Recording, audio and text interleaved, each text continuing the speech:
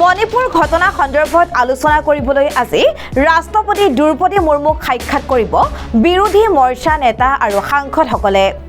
মণিপুৰৰ ঘটনা সন্দৰ্ভত সংসদত উত্তপ্ত পৰিস্থিতিৰ সৃষ্টি হৈ আছে। ইয়াৰ মাজতে বিৰোধী মৰ্চা ইণ্ডিয়াৰ একাংশ নেতাই সাক্ষাৎ কৰিব ৰাষ্ট্ৰপতি দ্ৰৌপদী মুৰ্মুক। 21 গৰাকী সাংসদে মণিপুৰৰ ঘটনা সন্দৰ্ভত সাক্ষাৎ কৰিব ৰাষ্ট্ৰপতিগৰাকীক। সংসদৰ বৈঠকত নেতাসকলে ৰাষ্ট্ৰপতিক মণিপুৰৰ পৰিস্থিতিৰ বিষয়ে অৱগত কৰিব, য'ত জাতিগত হিংসাই বহু সংখ্যক লোকৰ প্ৰাণ হেৰুৱাইছে আৰু উত্তৰ পূবৰ ৰাজ্যখনত স্বাভাৱিক অৱস্থা অনাৰ বাবে কি পদক্ষেপ ল'ব তাৰ বিষয়ে আলোচনা কৰিব। আনহাতে জানিব পৰা মতে মণিপুৰৰ উপৰিও নেতাসকলে হাৰিয়ানাৰ বিষয়টো আৰু তেওঁৰ সন্মুখত সংসদৰ কাম-কাজ উত্থাপন কৰিব। दरखास्त कर रहा हूं कि अभी हमारे राज्यसभा में leader of opposition Shri Mallikarjun खड़गे साहब और उनके साथ आए हुए हमारे विभिन्न इंडिया अलायंस राजनीतिक दलों के लोकसभा और राज्यसभा में उनके दल के नेतागण आज महामहिम राष्ट्रपति जी से मिलके आए हैं और वो आपको संबोधित करेंगे। Friends in the media, I will request Shri Mallikarjun खड़गे साहब, leader of opposition in the Rajya Sabha, to address the press, and we also are joined by floor leaders of all the political parties belonging to the India Alliance. Now I will request Shri Kharge ji to address the press. आप सभी को मेरा नमस्कार और मैं आप सबका इस प्रेस कॉन्फ्रेंस में स्वागत करता हूं। आज इंडिया गठबंधन के 31 मेंबर राष्ट्रपति जी से हम मिले और मणिपुर में जो घटनाएं घट रही है उसके बारे में जो वहाँ एक इंडिया गठबंधन के लोग 21 लोग डेलीगेशन में गए थे। हर पार्टी के नेता लोग उसमें शामिल हुए। वो खुद ही आंखों से जो वहाँ की स्थिति को देखे हैं वो पूरा हमारे राष्ट्रपति जी को बताए और हमने एक मेमोरेंडम में उनको पेश किया और किस ढंग से अब तक वहां पर घटनाएं घट रही है, खासकर महिलाओं के ऊपर अत्याचार, स्त्रियों का जो नंगा परेड किया गया, 500 से ज्यादा घर जलाए गए, 5000 घर जलाए गए और हमारे 200 से ज्यादा लोग मर चुके हैं और 500 से ज्यादा घायल हो चुके हैं।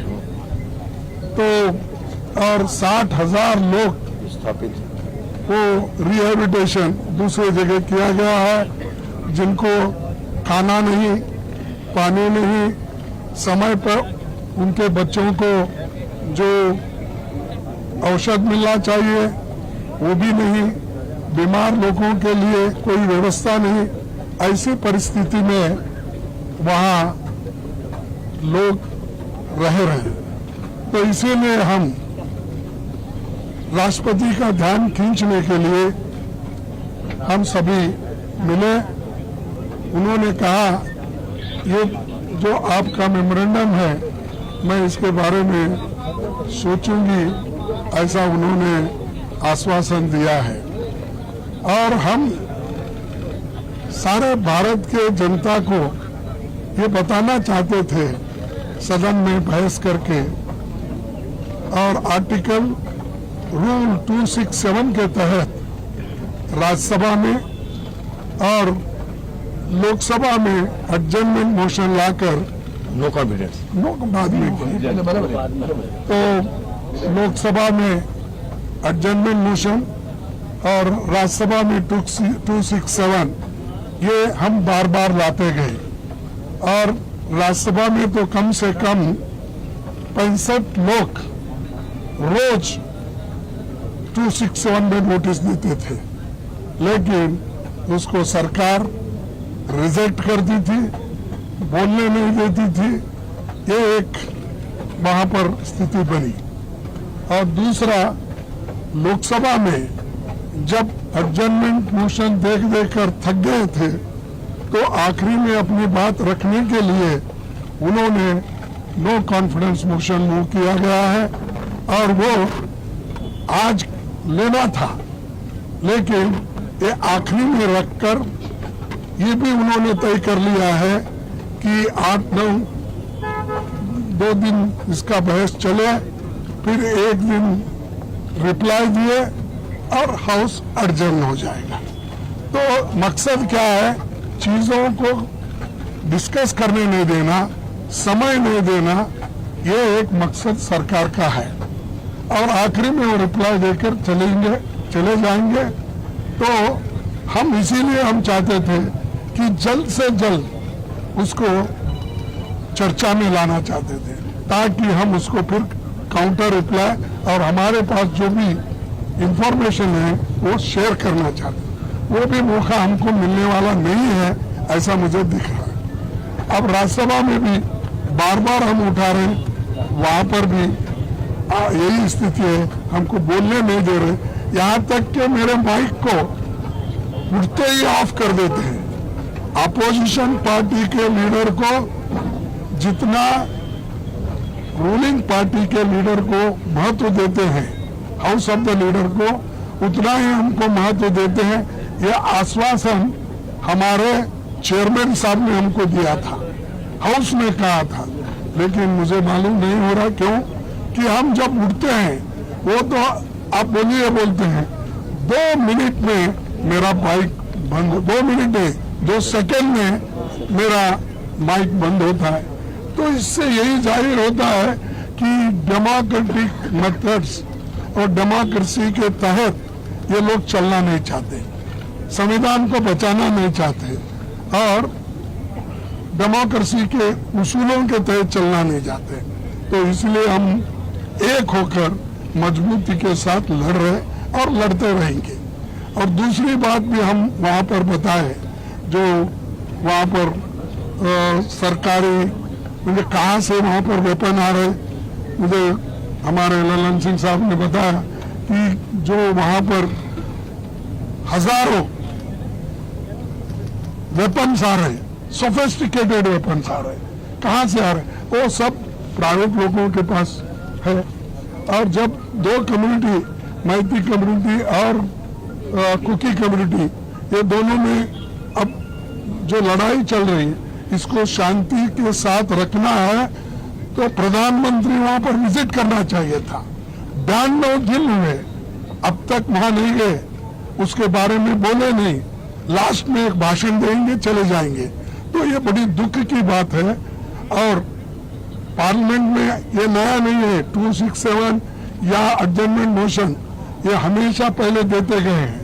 हमारे पास, मैं पढ़ के बता सकता हूं, लेकिन समय की अभाव से मैं नहीं कहूंगा, 13-13, 14-14 ऐसे उदाहरण हैं जिसमें 267 को परमिशन दिया गया है, सारा बिजनेस स्टॉप करके डिस्कशन लिया गया है। इवन एडजर्नमेंट मोशन को भी ऐसा ही डिस्कशन के लिए अलाउ किया गया, लेकिन ये सरकार ना डिस्कशन को अलाउ कर रही, ना किसी बात सुनने के लिए भी तैयार नहीं है। ये एक। दूसरी चीज, हरियाणा में जो दंगे हो रहे हैं वो उनके आंखों के सामने, प्राइम मिनिस्टर के ऑफिस से 100 किलोमीटर भी नहीं है, उसके अंदर है, वहां पर इतनी गड़बड़ी चल रही है, लोगों को जाके मार रहे हैं, ये कहाँ का रोल है? अरे दिल्ली से नजदीक राज्य में भी ऐसा होता है तो वो कोई उसका संज्ञान भी नहीं लेते, और ये दूर की बात तो अलग है। तो इसीलिए हम इस सारी चीजों को वहां पर बताएं, चाहे हरियाणा का हो, और मणिपुर का मुद्दा तो 92 डे से हम उठा रहे हैं, वो भी है। तो इतना सारी चीजें हम बताने के बाद वो देखने का या सुनने का उन्होंने भी काम किया, और वो बोले कि मेमोरेंडम हम भेजेंगे। इतना कहते हुए मैं अपने शासन को मणिपुर सरकार की बर्खास्त की मांग की है सर। मेन डिमांड क्या थी प्रेसिडेंट सर के? प्रेसिडेंट मैम क्या? मेन डिमांड यही है कि प्रधानमंत्री वहां पर जाए या बात करे, वहां का सिचुएशन क्या है, और वहां पीस लाने के लिए, शांति लाने के लिए क्या क्या कदम उठाना वो करना चाहिए, और वहां के लोगों को जो राहत मिलना चाहिए वो देना चाहिए।